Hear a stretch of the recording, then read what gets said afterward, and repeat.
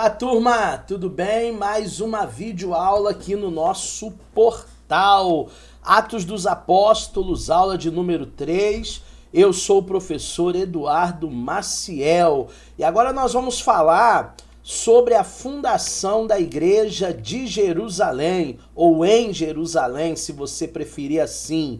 A igreja ela inicia na festa de Pentecostes, entre os anos de 30 a 33 depois de Cristo. A igreja, ela é inaugurada, é o aniversário da igreja na festa de Pentecostes, 50 dias depois da crucificação do nosso Senhor, 10 dias depois da sua ascensão, da sua subida aos céus, lembrando que ele ficou 40 dias aparecendo para várias pessoas antes de ascender.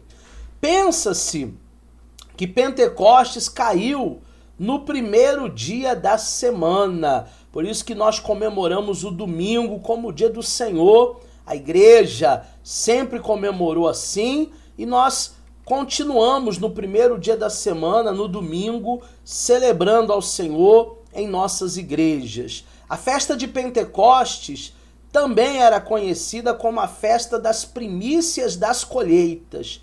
E nessa ocasião, eles apresentavam as suas ofertas, as suas colheitas, os primeiros frutos a Deus. Então, Pentecostes não é algo que começa no Novo Testamento com a descida do Espírito Santo. Pentecostes já é uma festa lá do Antigo Testamento, que é a festa das primícias.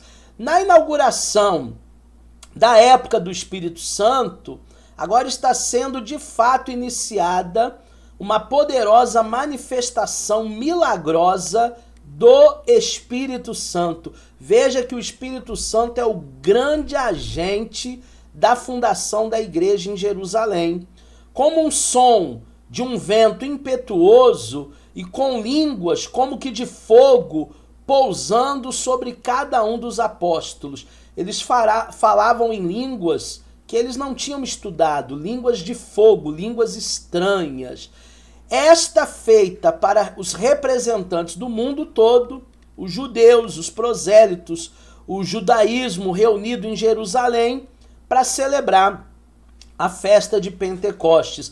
Então todos estavam concentrados em Jerusalém para celebrar Pentecostes, porque Jerusalém era o centro religioso daquela época. Esse é o cenário do Pentecostes. O sermão de Pedro, em Atos capítulo 2, verso 14 até 16, vai ser um espetáculo grandioso dos apóstolos, falando sobre a influência de línguas de fogo, línguas repartidas, e nas línguas de todas as nações ali representadas. Então, existem pessoas que falaram o francês, o alemão, o russo, o italiano, mas eles nunca estudaram esses idiomas. É fruto de uma obra sobrenatural do Espírito Santo. Temos também o cumprimento das profecias. Nota-se as declarações repetidas do que acontecia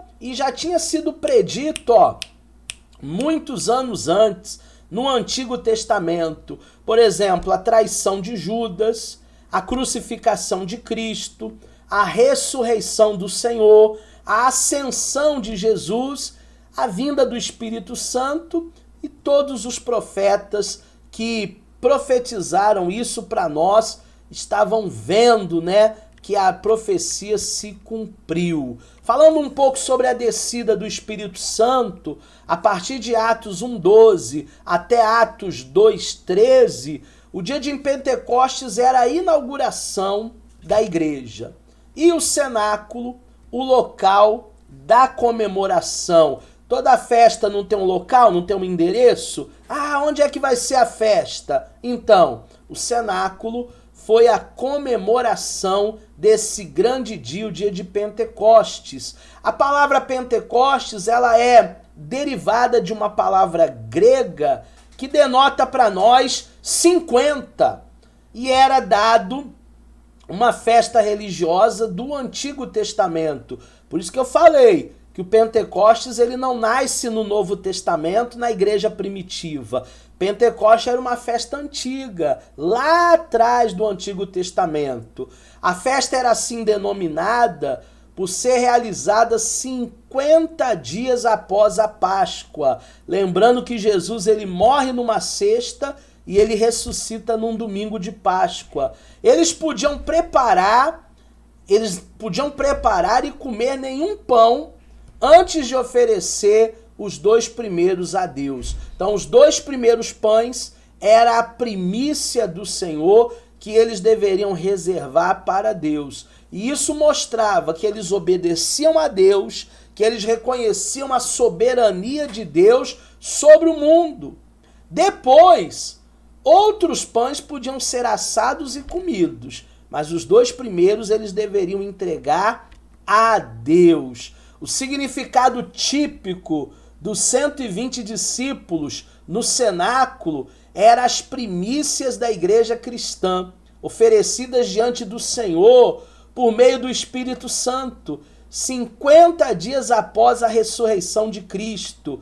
Era a primeira das inúmeras igrejas estabelecida durante os últimos 19, 20 séculos que nós já estamos. Então a primeira igreja foi lá. E as igrejas continuam se multiplicando. O falar em línguas também é um assunto importantíssimo que nós precisamos tratar. O que produz essa manifestação do falar em línguas? O impacto do Espírito Santo sobre a alma humana. É tão direto, com tanto poder, que a pessoa fica extasiada. Ela começa a falar de modo sobrenatural. Isso pelo fato de ter a mente totalmente controlada pelo Espírito. Para os discípulos, era a evidência de estarem completamente controlados pelo poder do Espírito prometido por Cristo.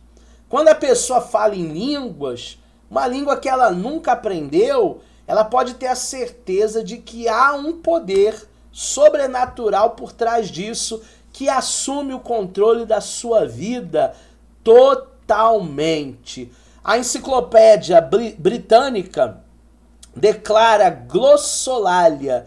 Isso é um termo muito comum usado pelos teologandos e pelos teólogos. Glossolalia significa falar em línguas. Sempre que você vê esse conceito, glossolalia, é falar em línguas estranhas. Ocorreu reavivamentos cristãos durante todas as eras e continuam acontecendo até a nossa era de hoje. Podemos multiplicar as referências demonstrando que o falar em línguas por meio sobrenatural tem ocorrido em toda a história da igreja. Tentaram calar a igreja, hein? Tentaram proibir glossolalia, mas não conseguiram calar a igreja, não. O falar em línguas nem sempre é uma língua conhecida, como diz 1 aos Coríntios, capítulo 1, versículo 14. Ou melhor, 1 aos Coríntios, capítulo 14, versículo de número 2. Anota aí certinha a referência. Nem sempre vai se falar inglês, português, espanhol, russo, sem nunca ter estudado essas línguas. Às vezes é uma língua que não existe em nenhum local do mundo, um dialeto que não se fala em nenhuma tribo do mundo. Essa foi a nossa aula de número 3. Eu espero que você tenha aprendido um pouco mais sobre o livro de Atos dos Apóstolos. Na próxima aula, nós vamos falar da vida e do ministério de Paulo, tá bom? Fica aí, não sai não.